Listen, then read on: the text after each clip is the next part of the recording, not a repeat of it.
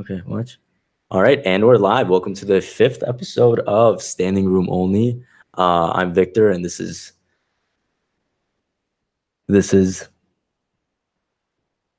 Shane. We're live.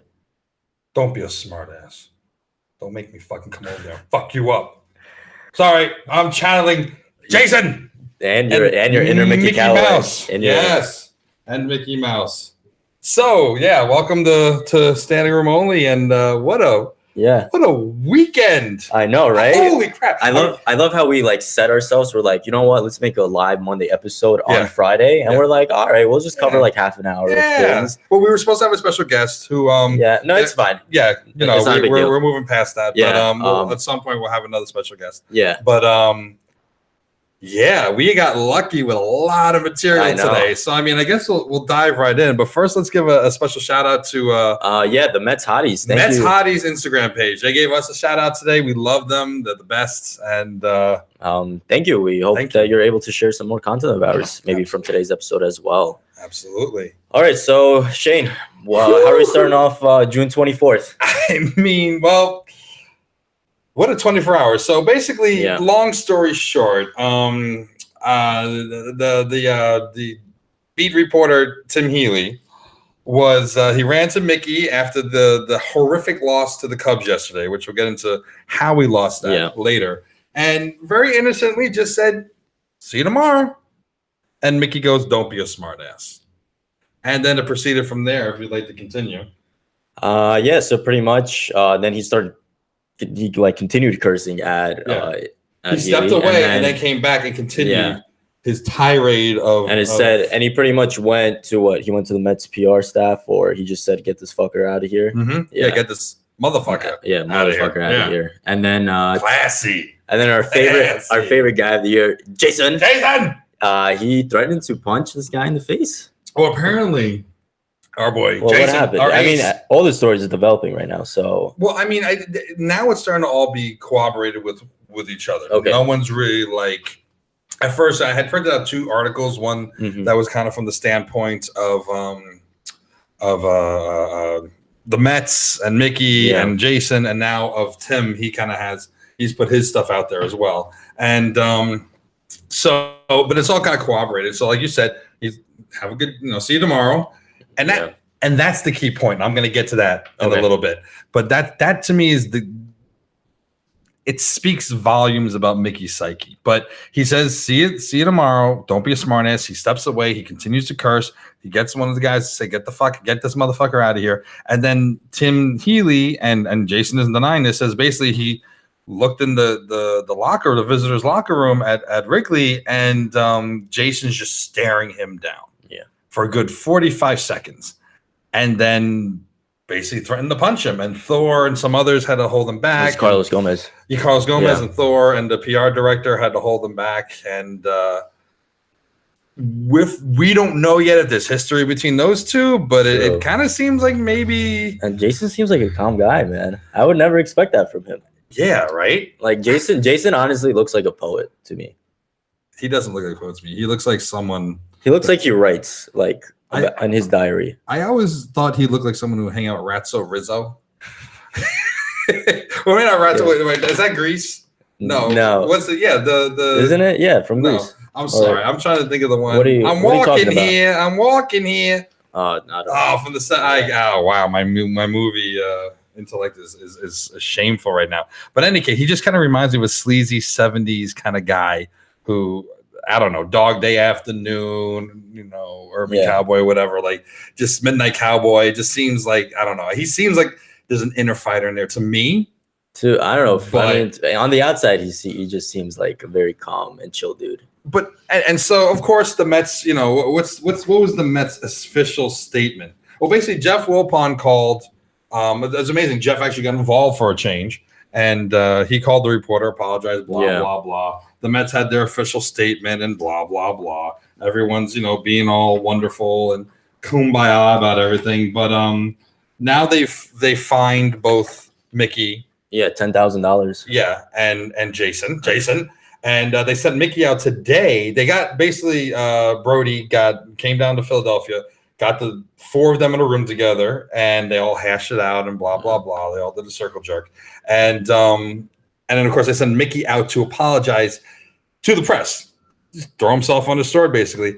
And what's brilliant about that is that he kind of goes out there to publicly apologize, and he didn't. He defended himself, basically being like, "I'm a passionate guy, and this, that, and the other thing. And everyone should feel fine at their jobs, but this is the kind of fire we should be used to." Then he goes out again, and this happened within the last hour, and admitted that he got some feedback that maybe his apology wasn't really an apology, and then continued to not really apologize, which is just. I'm all for if someone actually does or says something effed up, stand your ground. I'm all for that.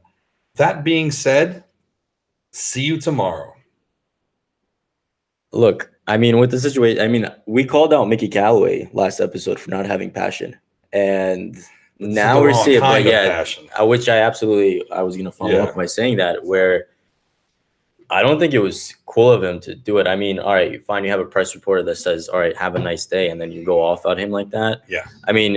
As Sheyne mentioned before, there could be some sort of history that caused that, and then it caused Mickey Callaway to pretty much snap. Mm-hmm. But just from a fan side or any professional setting, I don't think that was cool of Callaway. No. I thought he was going to be fired today, honestly. I thought. They said Brody traveled with the team to Philly, so usually the GM doesn't. Clearly, it was damage control. Yeah, but and here's my thing. It's something. Of course, Jason had his thing like it's an unfortunate situation for everybody, and he pretty much walked away from there. But even Jason's apology wasn't really an apology. No, not at all. But with Mickey, the fact that he said "see you tomorrow" speaks volumes to the fact that this kid, this guy, this Mickey, can't handle being in New York City, because what's happening is that the team's imploding because of bad play by the players, which he can't change if someone's throwing necessarily in that moment, or how they're throwing it, I should say. He can call the game all he wants, but what's happening is that there's bad decision after bad decision after bad decision that fall on him. He just had 2 people got fired as scapegoats, and he feels the pressure. And so he hears someone say "see you tomorrow" as a sarcastic, maybe we won't, motherfucker. Maybe you just still put the final nail in your own casket. And he flipped out. This is the kind of weak individual that he is, that he cannot take the pressure of being New York, because you're scrutinized way more than you are in Cleveland. And he wasn't even the manager. No, he wasn't. Exactly. So he went from the refrigerator into the frying pan fire, and now he's on fire. The team is burning, and he's responsible for the majority of it. Brody bears a lot of responsibility as well, but the manager always gets it first. And because he's a yes man, and because he does whatever it is Brody wants him to do, who does whatever it is the Wilpons want him to do, they're not going to get rid of him. But him going off on someone just for saying "see you tomorrow" just goes to show that he feels like he is threatened. And when he feels like someone's calling him out on it, when he feels someone says a sarcastic mark. In New York, people say sarcastic shit to each other all the time. You have to be able to handle that, whether you're in the public eye or you're just a Joe Schmo on the street, and he can't handle being here. And I think this speaks volumes, even more so than how he calls the game from the dugout, as to how inept he truly is, how ill-equipped he is to handle the big time. I want his ass gone. I absolutely agree. I don't think it's going to happen. That was going to be my follow-up question to you. Do you think Mickey Callaway will be fired before the end of the season? Because at this point, let's face it, I think our playoff hopes are diminishing unless someone comes in and changes the culture in this clubhouse. But it honestly, what are you going to do with Mickey Callaway, who's already kind of he's feeling the heat? Yeah. And are we just going to play out a mediocre season? There's games that we could have easily won. We could have won 3 or 4 from the Cubs. Then we split the series, and then now we're pretty much we're facing Philly, who's in second place. And who's on a losing streak, but they're due. If they can beat us in this series, at this point, a sweep we could face that, then I think the Mets season is over at this point. Yeah. I think it's over regardless. I don't think we're coming back. Oh, look, Cano's back in the lineup. There's an indication. The season's over. Follow up. We do have the game going live right now. We have Peter Alonso on first off of an infield single with 1 out, and Cano is batting with a 1-0 count. Yeah, I think I want to say yes. He'll be fired before the end of the season as we continue down this dark abyss, this downward spiral. That being said, based on history of how the Wilpons handle these things mid-season, with the exception of Willie Randolph, and that took a lot of time for it to happen. How many times did Collins deserve to be fired? Jerry Manuel, God knows. They don't have a track record in the last damn near 20 years of doing anything about anything. And he's their guy. And while Brody didn't pick him, I think that Mickey is the perfect manager for a guy like Brody.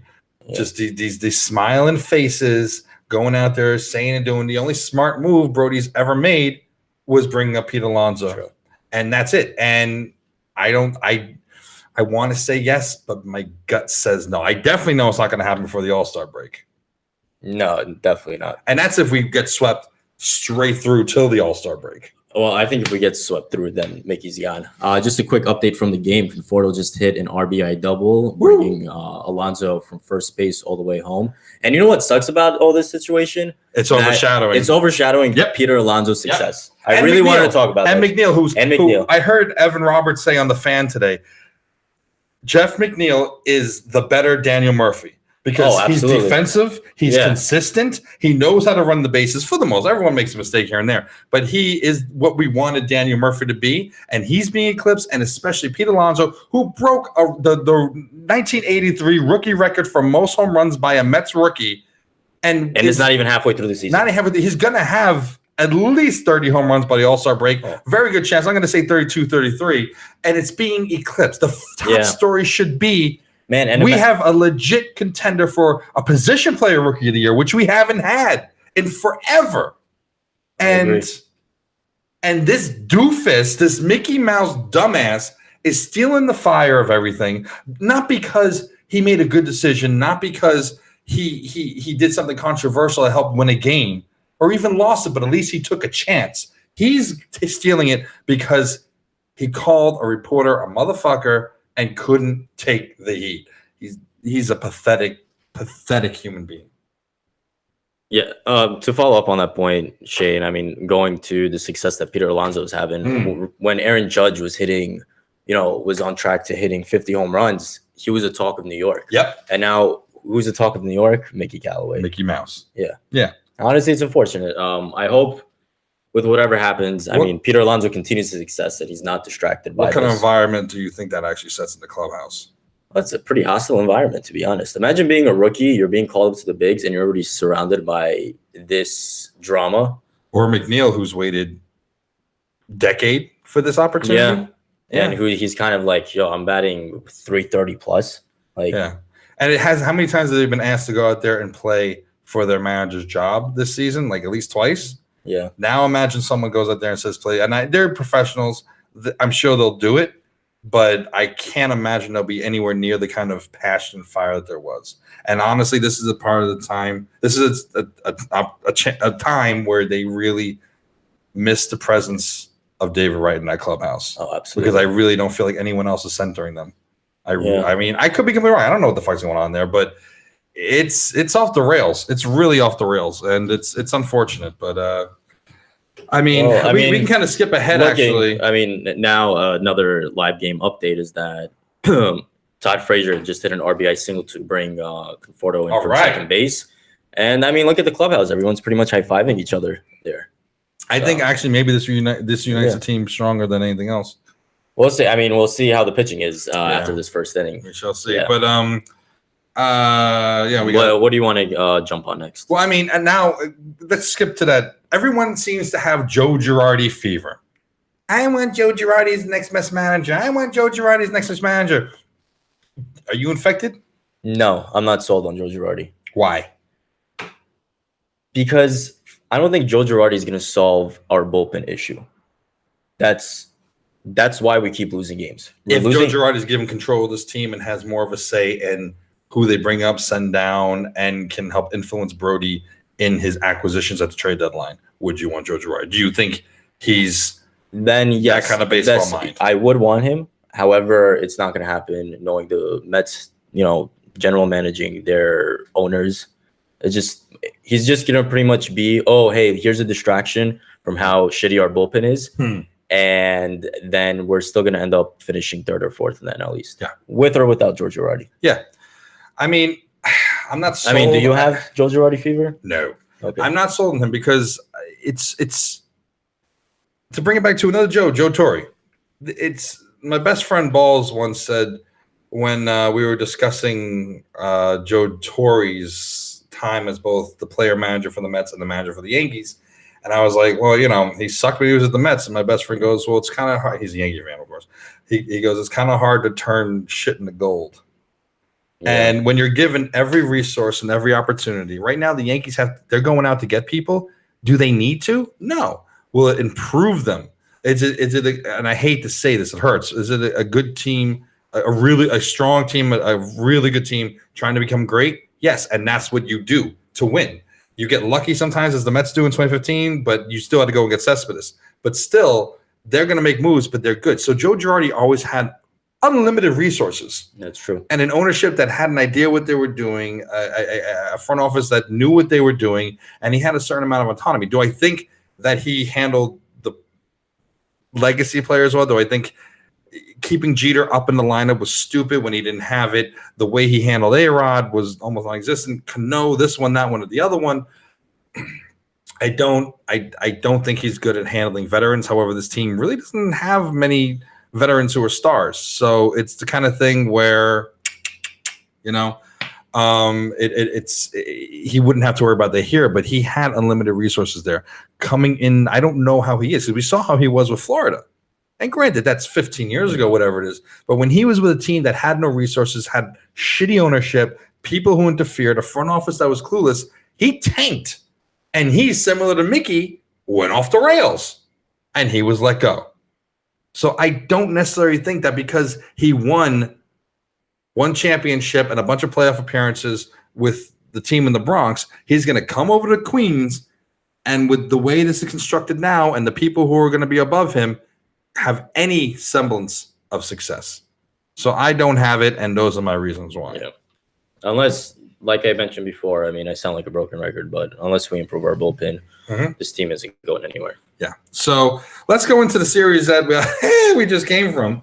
So obviously, we had already covered that we had lost on the 20th 4-7, lost won on the 21st 5-4. You were correct in your assessment that we were going to split the series at least. I was right. There we go. I was wrong about Wheeler. I was and wrong about DeGrom. Wheeler went 7 innings, 5 hits, 1 earned run, 1 walk, 5 strikeouts to bring his ERA to 4.69, and that was a 10-2 win. That was pretty awesome to watch.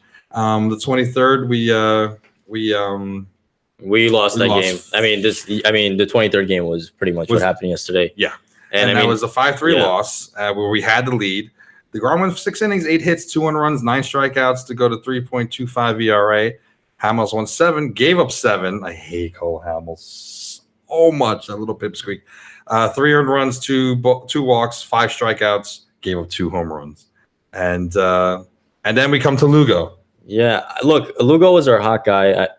Going, from April 7th, he's, I think, held a 1.1 ERA. Yeah. So I understand Mickey's idea of going to Lugo. Yes, the idea. However, when you saw that he was struggling and that he wasn't performing well at all, that's when you get him out of here. I don't know if you wanted to bring in maybe a Gazelman to help him get out, or you bring you bring in a Diaz. I mean, I know he's not fond of having Diaz do 4 to 5 out saves, but you know what? Bring him in for a hold. Well, have him get out those 2 innings, and then maybe you have Gazelman close out your game. And so here are the statements that when asked about his managerial decisions, and that's another thing. What makes you a good manager is not the plan, not what only makes you a good manager is the plan you set forth, but how you improvise as a field general. It wasn't. That was not improvised well at all. I mean, No. Lugo went 40 pitches. He stuck to it. Insane. He stuck to it. And it's like the person who just sits there. But he stuck it with the wrong person. Yeah. With the wrong player on the mound. Yeah, so he was like, Lugo was going to face Baez either way, and Gesellman was going to step up if he didn't get Baez. But we didn't get Baez out. No shit, Sherlock. And, Lugo is our best reliever. We were up 1 run. We know that when he has the opportunity to go to the 7th and 8th, he's going to do it. He squeaked. Keyword right there, through the first one, made some big pitches, and we had the confidence he was going to do it again the next inning. We had the guy that hit the homer 0-2. We execute 2 really good pitches to him, and he just hung a slider. It's just like, this happened. Eeyore, and then all of a sudden he wants to be a fighter. And of course, it comes to Diaz, quote, "We're not going to use him, Diaz, for 5 outs. That's the bottom line. We've said it all along that Diaz is our closer, and we're going to make sure that he stays in that comfort zone." Again, no, we're not going to use him for 5 outs. My answer is going to stay the same. And Diaz only threw 12 pitches on Saturday. Gesellman was well rested. True. And even after Lugo sucked, Callaway says he had good stuff. No, that was honestly a poor managerial decision. And then also, did our newly acquired pitching staff, did they not say anything to Callaway? Were they trying to? Were they trying to stick behind Callaway, even though clearly Lugo was faltering in that moment? No clue. You look at fine, you have your analytics guy, and he wasn't seeing. He's like, oh, Lugo pitched yesterday. He's up in there and pitches, and he's not getting outs. And Phil Regan, right? You claim that you brought him on thinking that he has experience, and what does he have? If you really go with your gut, I'm pretty sure watching that game, going with your gut, you knew that the Mets would lose that game. Yeah. I don't know. I have no clue what Yoda did or didn't do. If he was still trying to figure out where he was in that moment, I really don't know. I honestly don't think he would. That Callaway would listen. Callaway came from 2 years ago being a pitching coach. And just now before the game, they showed him warming up. He's on the side of the field while the players taking batting practice. Oh, home run. Home run Phillies. Yeah, it's a 2-1 Mets. Yeah. So, but he was on the field warming up, doing his warm-up pitches. He's still a pitcher. He still has that. So I think he thinks he knows best. And they probably got someone there who's respectable, but not a force, is what it feels like. Because God forbid they have someone there who can challenge them. And real quick, I'm going to take this back to, because there was a point I forgot to make. You remember when K-Rod punched his father-in-law or his father-in-law to be? What fucking hypocrisy. Yes, it didn't come to blows, but you have the leader of this team cursing out a reporter, having him removed. You have the ace pitcher at the moment threatening to hit someone.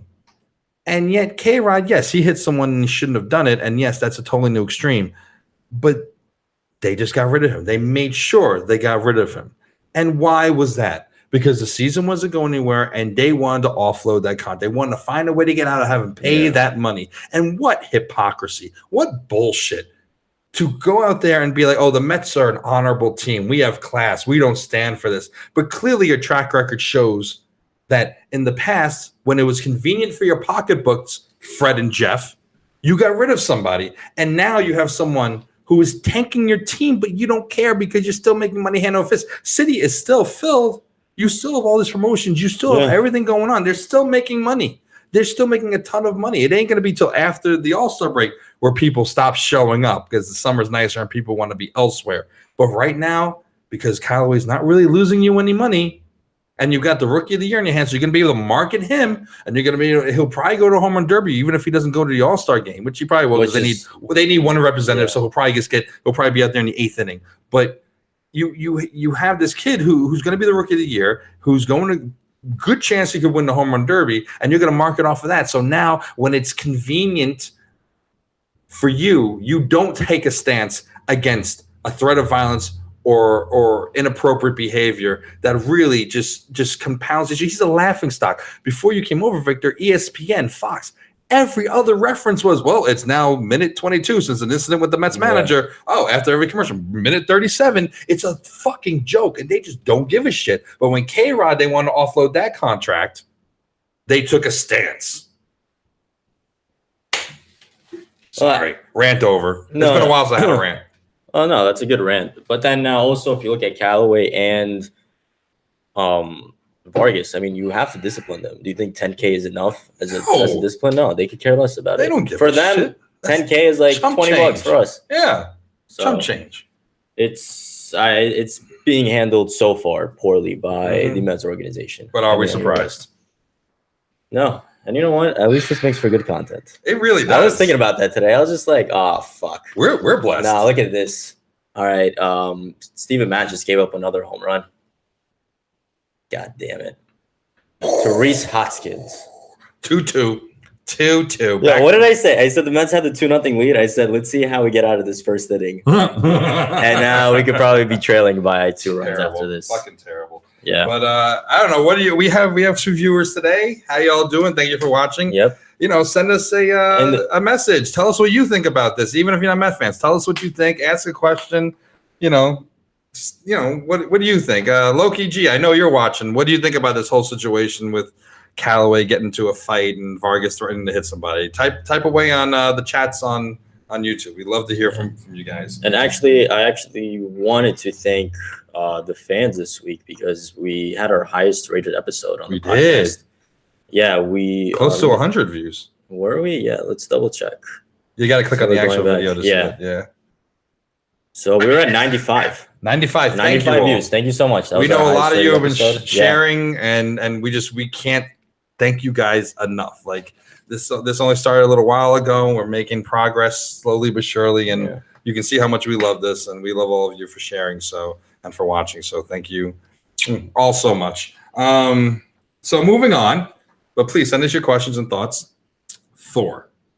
Yeah, where he pretty much Callaway was asked when he's going to return, and he said that there's no timetable, no timeline. We're going to continue to evaluate what he does next. He threw a bullpen session on Saturday, and I said rest him. I'm not surprised by this, and actually, it's probably a smart move by the Mets because what's the point of rushing him back when you're in a situation now that this season could just be a wash? And why are you going to put Noah Syndergaard, rush him back on the mound to see him get injured and then maybe even miss part of next season? Let him rest it off. Maybe you sit him till the All-Star break and see what he has afterwards. Agreed.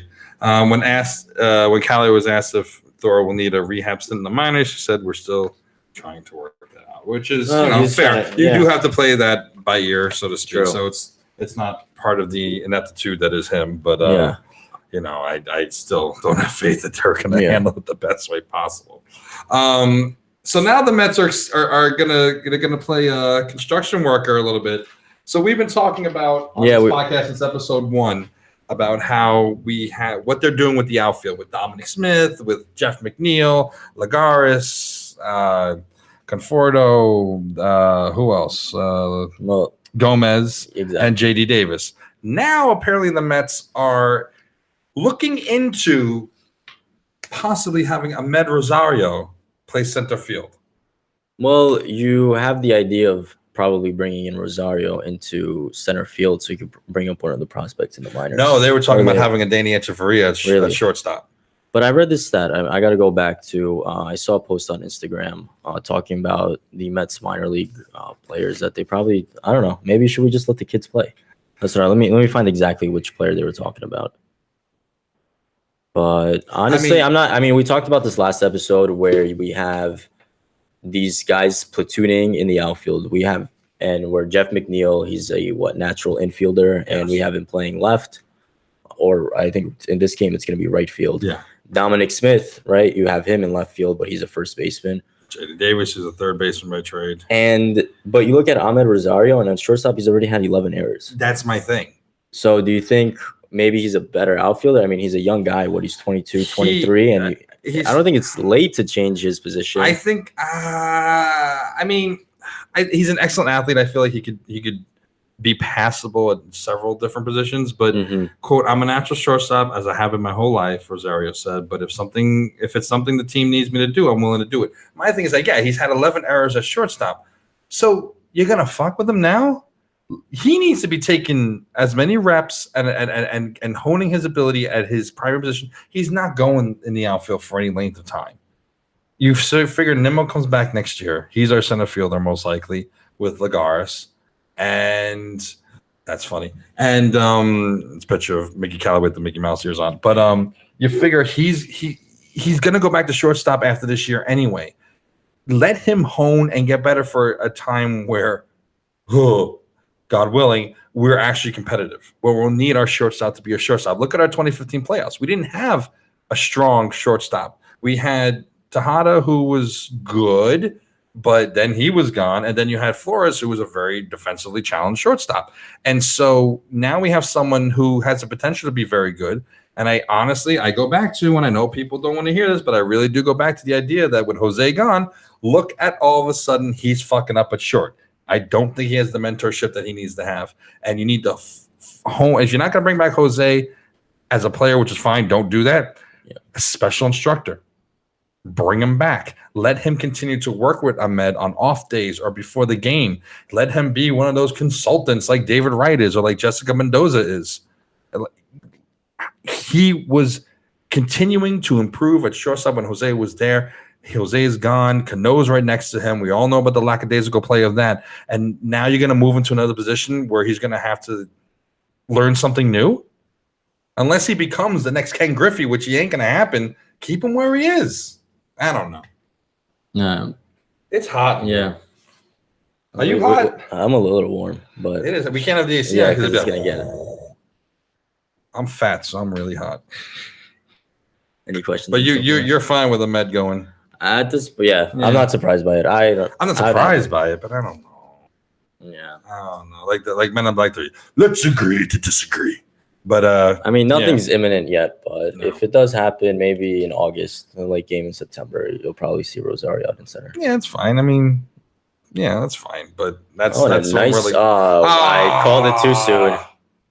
Oh man! Oh my God! We just had a Lucas Duda play. We just had no, he didn't. He dropped the ball. Oh, he did. The ball went to the backstop. Well, it's now 3-2 Phillies with men on second. Right when I said a good reflex by Steven Matz to go grab that ball, but he throws it over Pete Alonso's head, and then Pete Alonso threw it to Wilson Ramos at home plate, and let's see, going back, that was a good. It was a good fielding by him. But, oh well, what can you do? I mean, that was a good catch by Pete Alonso. Otherwise, that would have been at least another 2 or 3 runs. So now we move on to the Phillies. Any questions, especially you, Loki? So the Philly series happening now. We have tonight Mats versus Zach Eflin. And pretty No, I mean, Eflin's better. Yeah. No, and right now you're looking at Steven Matz and he's struggling.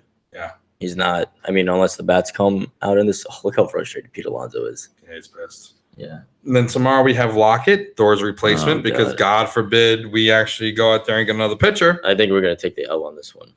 You think? Because he's going against Jake Arrieta. And, Jake Arrieta is not having the best year, but, he's not also – he's still Jake Arrieta. And then we have Jason, fresh off his $10,000 spanking by Daddy Jeff and Grandpa Fred against Nick Pivetta. I don't know. This game could go either way. Yeah, it could. I could see. Maybe Jason's pissed and then he, pulls a DeGrom and wants to win this game. I thought that, but I also thought it's the Mets. So what could be more Mets-like than to continue this story? It's to pull him from his start and have someone from the minors come. That is the most Mets thing. Or maybe he pulls him after he gets a run. He puts Lugo in, and Lugo gives him 8 runs. Or he just thinks in general. So instead of becoming like a 2-day story, it becomes like a 4 or 5-day story. Where like, 1 minute he's ready to fight, but he can't battle on the field where it counts. And is there anything more Mets-like than that? And then, of course, on the 27th, on Thursday, we have Wheeler versus Aaron Nola, which we're going to, I don't know. I got Nola. Zach Wheeler. Yeah, I know you probably have Nola. But, I mean, Zach Wheeler, he could go either way in this game as well. Predictions for this series. Predictions is optimistic. We split. Otherwise, we get swept. Or which you think is going to happen? We win 1 of 3. That's what's gonna happen. I mean, 1 of 4. We get swept. You get swept. That's your call. Yes. You think if we get swept, then Mickey Callaway is gone? No. No. No. All right. We'll see. No. I don't think so. However, if Jason Vargas throws a shutout again, would you buy his jersey? No. You wouldn't. No. He throws a perfect game. Only if I know he's going to get money to help pay for that $10,000 fine. No. He's got to win Cy Young this year or throw a no-hitter for me to get a Jason Vargas. All right. Although I did see when I was last at the stadium, this guy had a Jason Bay jersey on, 44, and he just took off the Bay and he put like Scotch tape and just wrote Vargas. I tried to take a picture of it, was just way too far away. We could have made a Mets meme about that. But all right, so now we have 2 watching. Awesome. We had 3. I guess we lost you. Yeah. But all right, so a piece of good news. So on this Thursday, funny how the team's on home when they're doing it, because God forbid you do it when the team's home. But on Thursday, the Mets will honor Tom Seaver by officially changing 126th Street, the street that borders all the chop shops and like where people get killed and scammed for parking.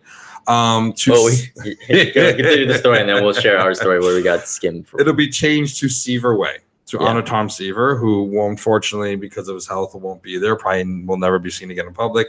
So again, I know this is good news, but the bitter Mets fan of me can't help but say too little, too late. But better late than never, I guess. So the new City Field address will be 41 Seaver Way, which is nice. Seaver's number is 41. That's good. The statue of Seaver is somehow still in limbo and is going to take another 4 years to be unveiled at the stadium. So Seaver, who knows if he'll even be around to see that on TV. But that's just it's a good thing. But again, I feel like it's just that's going to feed into our will it so question shortly. Absolutely. So you want to tell that story about our experience on Seaver Way? So on the newly renamed 41 Seaver Way. So Shane and 3 I, back. Yeah, nice. So Shane and I, we were coming from a softball game. We were coming from my company softball game, yes. And where Victor made a hell of a play. I did. Hell of a play. Yeah. And he hit. And I did. I got that hit. I was pretty happy. He was dying for a hit. Yeah. He had to get back into the groove of things. But yeah, so then we went with. Going back, so we went. Yeah. So Shane was like, "Let's go catch the game after the softball game," but we did lose that game, which sucked. Right. Whatever. Well, But going back to the story, so we pull up to. Shane told me to park in the chop shops, and I mean I was skeptical because I never did that before. And as we pull in, this guy comes up to us, pretty sketchy, and then he's like, "You trying to park here?"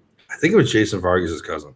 Maybe the guy looked like him. Yeah, he said he had the same hair. Yeah. He said you trying to park here? And I said, yeah. He's like $10, and then we're like, "Oh, but isn't it free?" He's like, "No, I'll wash the car for you. It's $10."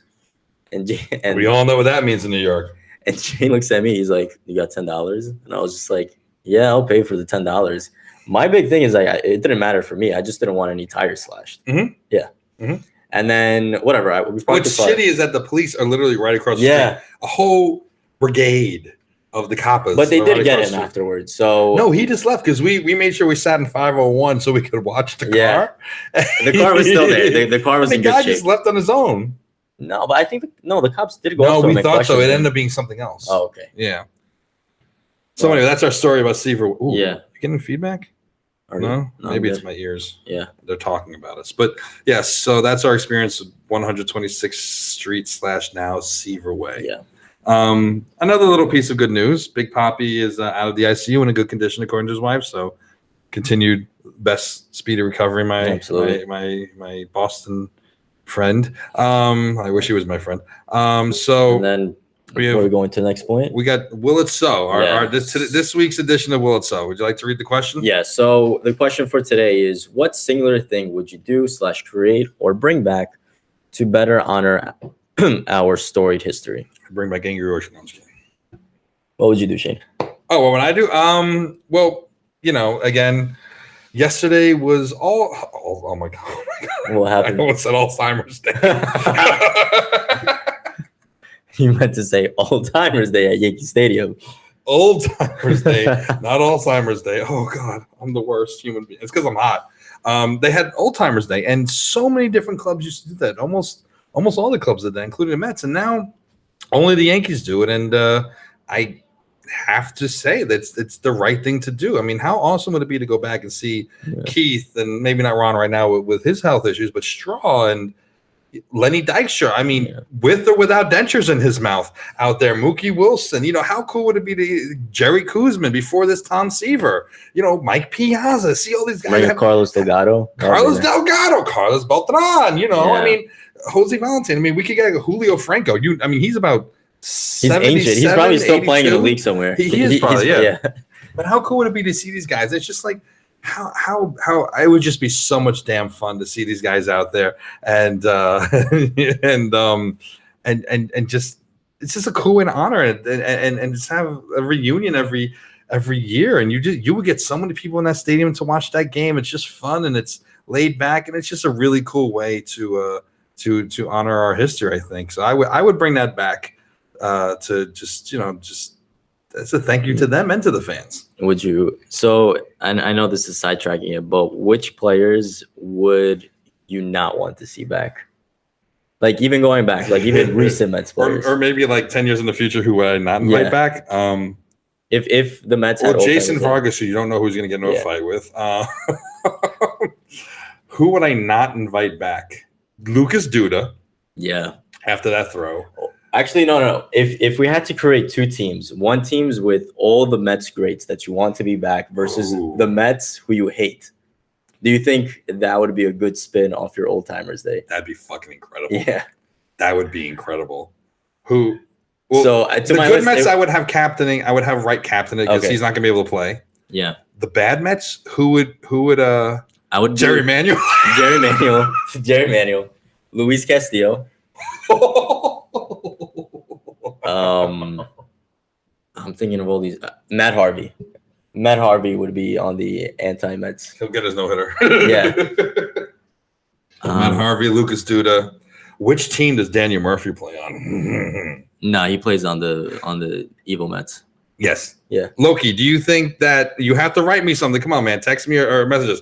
Would you have Murphy on the good Mets old-timers game or the bad Mets old-timers game team? But yeah, that'd be fun. Where would you put Anthony Lastings Recker? Millage? Oh, Lastings Millage on the bad team. Yeah, I remember him. I mean, this Lastings fucking Millage. This kid was like 21, 22 years old. He gets like a home run, his first home run. He literally makes a victory lap going onto the field, high-fiving everyone in the stands. Like, chill out, bro. It's your first home run. It's great, but like, calm yourself. I would have him in the bad team. Jason Bay, good or bad? I feel bad for him. Dave was good or bad?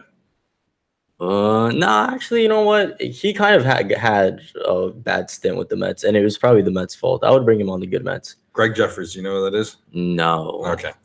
He was the kid who came in like 88, 89. Should have won Rookie of the Year, but he had too many games the year before. And he's known as being one of the first of the new kind of players, the coddled, like stat-heavy, business savvy kind of kids who came in there who wasn't a man's man, wasn't part of that 86 team, but he was playing with that 86 team. So like Keith, Ron, all of them were just like, this fucking kid, like get your shit together, hold it together, like stop being such a little baby about things. Would you put Bobby Bonilla on the good or bad Mets? I'm afraid that he would get an injury and we'd have to pay for it. Yeah. So you wouldn't have him play the game. Not even invited. No. But I would hold it on July 1st. Yeah. we'll get into that on a future Bobby episode. Bonilla Day. Anyway, so yes, I would bring that. What would you do to bring back a little bit of Mets history? It's a good question. One thing that just popped into my head. Pete Alonso just got hit by a pitch. What would be a good or a good historic thing? Maybe like a Shea night, something honoring. Yeah, or bringing back the black jerseys. Yeah, I think that would be maybe a nod to our history. Absolutely, at a Shea Stadium. Absolutely, because I really like those jerseys. Oh yeah, they're beautiful. I mean, I said a joke the other day, like how I can't wait for this like generation of broadcasters to like retire because they bitch so much. And I bitch. Obviously, I'm a bitcher too, so I'm not throwing stones. But they bitch about like, oh, there's too much music played at the stadium, or there's too much like let's get loud at the stadium, or there's too many promotions at the stadium, or the black jersey is so ugly. Oh, the blue jerseys are so ugly. I'm like, I'm sorry, the blue jerseys are the nicest fucking jerseys they have. And then like they play this like 3-minute long promo of honoring Wrigley Field yesterday. Yeah. And it was like just organ music from Wrigley Field, and it got real annoying after a while. So it's like these are things that like this generation of Wilpons and of front office people and broadcasters, they're so against. They're so against anything like bringing this back for a day or anything like that. And I'm just like, yeah, but they're bringing. I mean, I know it's because we won the World Series, but they bring back those '86 jerseys. Yeah, but only every 10 years. Yeah. And like they'll probably bring back the off-white for this year for that weekend. The ivory, which is fine but they love those because of the old ones. But like when you think of Piazza, you think of this. Like Wright's last game should have been in this. This is what you remember him in. You know, I like that idea. Have the throwbacks and have a good throwback jersey night. Yes, absolutely. All right, so we're on to our last segment of the day. This is going to be another fun one. So it's time for Mets memes. Mets memes. All right, let's see what you have. I've sent these memes into Sheyne. However, I have no idea what order he's gonna put them in. All right, here's the first one. All right, so hold on. Is it up on live? Okay, cool. So the caption reads: Jason Vargas went from freshman, any parties tonight, to senior. Maybe I'll stop by. All in 1 year. So explain this one to me because I'm not. Well, I mean, on the picture, what I guess. Nerd in that. Yeah, first he's picture, looking like a super nerd. Exactly. He looks like he's just trying to meet people, and then you look at the final. He looks like picture, a guy in his dating profile. No, like, I read books. He looks like a frat boy. So I don't know what the new Mets culture had in him, but that's the first meme. You think? I mean, does he look angry? No, he honestly looks like he smoked a blunt before that picture. Yeah. Yeah. Pretty much. All right, let's go to the next one. All right, the next one. Let's see what we got here. All right, let's see. When the Mets finish 500. So this one I haven't seen. I picked this one, and it goes back to the fact that like Mickey Callaway in the front office now are just like, we're working towards 500. We're working towards that goal, and then we'll figure it out from there. Yeah. Like you're going to be able to maintain the fucking thing. It's just it's so true. It's like the Mets seasons are always so shitty that they're just like, oh, we get the 500 and we split the Subway Series and we're winners. And it's just so damn pathetic. That is a very sad meme, but it's accurate. It's a very accurate. Would you be meme. surprised if the Mets finish 500? Oh yeah, absolutely. Yeah. We're not finishing 500. Are you? How you doing, man? With your are you starting to accept the fact that what mode I'm in? Yeah, where are you at? Do you still have that other meme pulled up? No, I'll show you which meme. I think I'm from last episode's meme. I think I'm the guy sitting alone in the stands. That's how I feel. I don't want to be bothered by anyone, but I'm still not ashamed to be a Mets fan. I'm not ashamed either, but I'm just I wouldn't put a paper bag over my head at this point. I'm just ashamed to be alive. But here we go. Here's a good one. Next meme. You got it. So this is a Gordon Ramsay meme. And there's pretty much it's Gordon Ramsay yelling at this point the Mets clubhouse with 2 pieces of bread over their ears, saying, "What is it?" Oh, asking him, "What are you? An idiot sandwich?" No, I think they have to reply that I'm an idiot sandwich. I like it so much better when he fucking curses people out. Yeah, but the thing is, that's what they are. Can you imagine if Gordon Ramsay was there instead of Mickey Callaway? Oh, that ball club would be fired. It would have been amazing. He'd be fined $10,000 every single game. But somehow we'd throw a parade for him in New York because it would just be. I mean, no one curses like a Brit. That's true. Amazing. Let's with MLB expanding into Great Britain. Yeah. Let's have. I propose that in the next 5 years that the Mets should look for a British coach. Do you think that would happen? No. Why not? Because they don't know shit about baseball? Well, maybe. I mean, do you think they're better? They're obvious. They could probably do a better job than Mickey Callaway now. My cat on the windowsill could do a better job than Mickey Callaway right now, and he licks his own butt.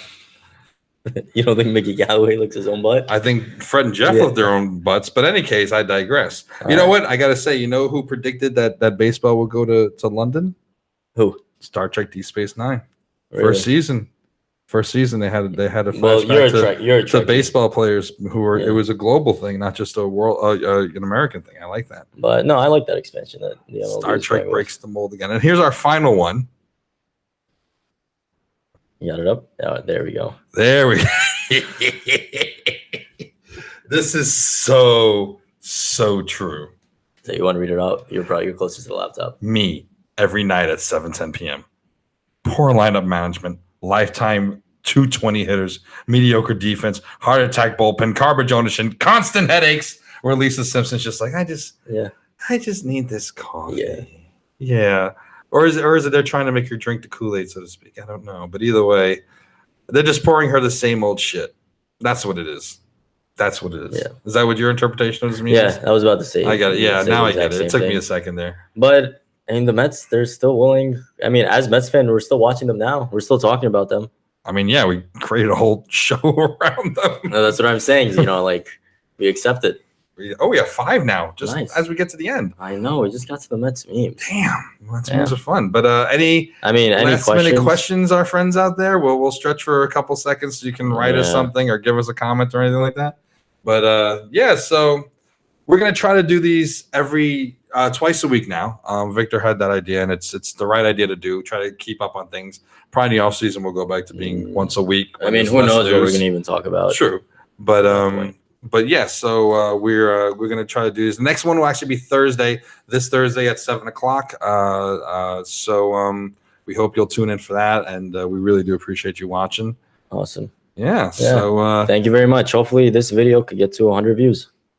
Hell yeah. Share, like, subscribe. We're on Instagram. We're on Twitter. We're on Facebook at Standing Room Only NY. Don't forget to add that NY.